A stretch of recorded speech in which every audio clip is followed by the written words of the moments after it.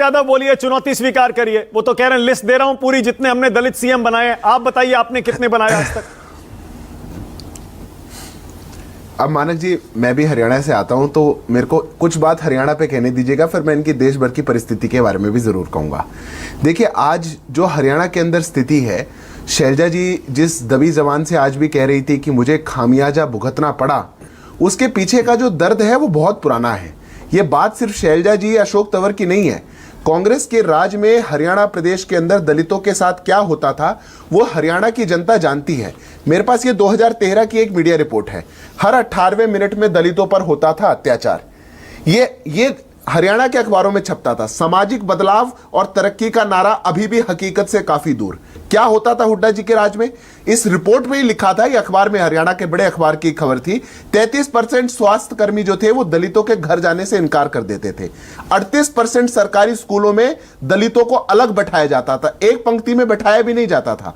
48% गांवों के अंदर पानी लेने में दिक्कत हुआ करती थी। हर 18वें मिनट के अंदर दलितों पर अत्याचार हुआ करता था। दलितों का जो बस्ती कांड हुआ, हरियाणा की जनता उसको भूली नहीं है।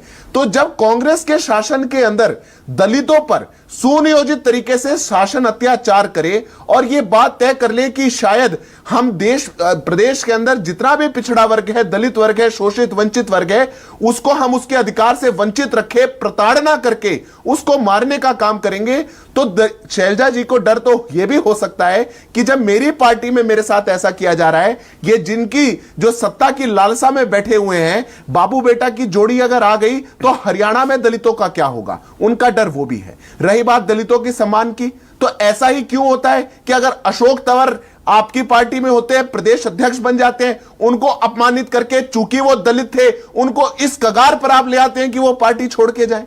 ऐसा ही क्यों होता है कि आपकी बड़ी नेत्री कुमारी शैलजा जी को आपको अपमानित करना पड़ता है इस कगार पे? अभी कह रहे हैं कोई नाराजगी नहीं। अरे नाराजगी नहीं थी तो शैलजा जी आकर के बता देती, पर चुनाव प्रचार से बाहर है वो।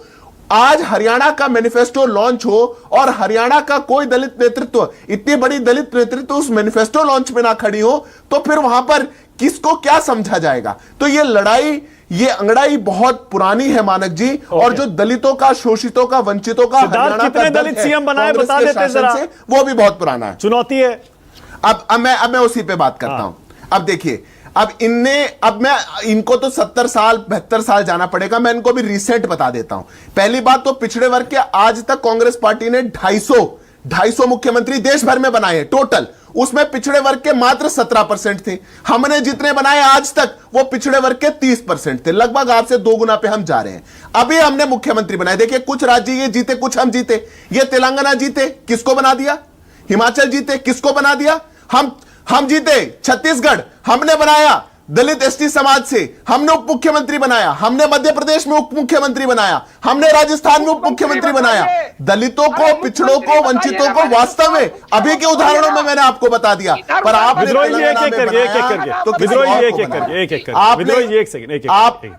मैं आपके बीच में नहीं बोला था विद्रोही जी। अब मैंने आपको, मानक जी, मैंने आपको 5 राज्यों के उदाहरण दिए। 2 ये जीते थे, 3 हम जीते थे। हाँ। तीनों ही राज्यों में मुख्यमंत्री और उप मुख्यमंत्री के नेतृत्व में भारतीय जनता पार्टी ने SC/ST वर्ग से किसी ना किसी को प्रतिनिधित्व दिया। आप क्यों नहीं तेलंगाना में दे पाए?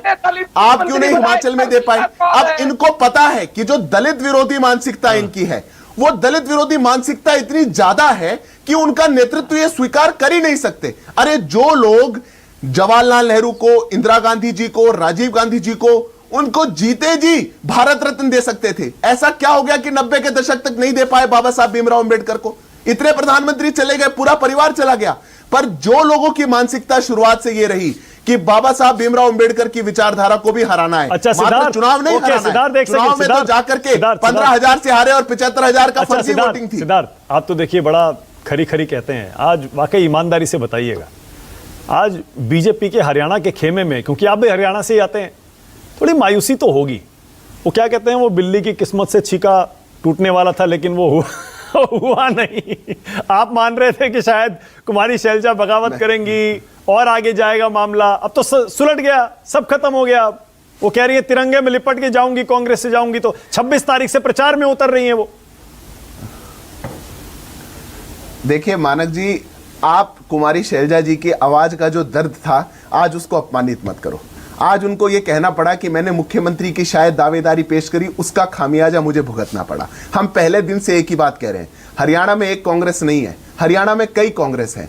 हुड्डा जी की कांग्रेस, शैलजा जी की कांग्रेस, सुरजेवाला जी की कांग्रेस, ये सारी कांग्रेस आपस में लड़ेंगी ही लड़ेंगी। ये आपस की प्रतिस्पर्धा है इनकी। अब शैलजा जी ने जो कैंडिडेट, जो टिकटें उनको मिली है, आप पूछ लीजिए जितने विश्लेषक बैठे हैं, हुड्डा जी ने उनके खिलाफ अपने निर्दलीय उतारे हैं कि नहीं अच्छा, उतारे? एक बात बताइए जब कांग्रेस एक चीज पार्टी और, आपस ओके, में एक चीज इतना और, सिर्फ लड़ती एक चीज हो और प्रताड़ित करती हो। ओके, एक चीज और, एक तरफ योगी जी कहते हैं बटोगे तो कटोगे, जी।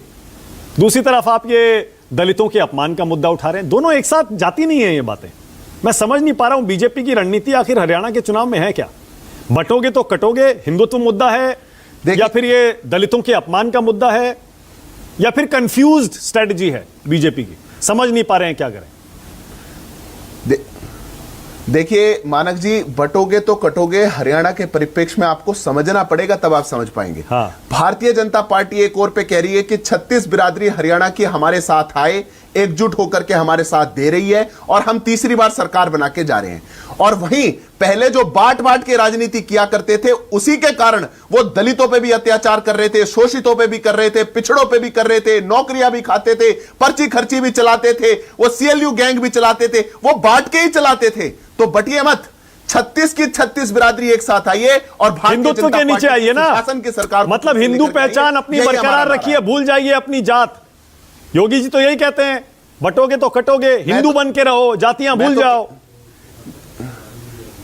देखिए मैंने आपको सटीक विश्लेषण बटोगे तो कटोगे का दिया है मानक जी। एकजुट होकर हरियाणा की 36 बिरादरी एक साथ आए और हरियाणा की सुशासन, मतलब हिंदू बन के आए, पुनः तीसरी बार अरे खुल के कहिए ना सिद्धार्थ, क्या हो गया? ये बांट करके सिद्धार्थ कमाल है, कहिए ना खुल के हिंदू बन के आइए। इसमें हिंदुत्व पहले है, धर्म पहले है, जाति बाद में है।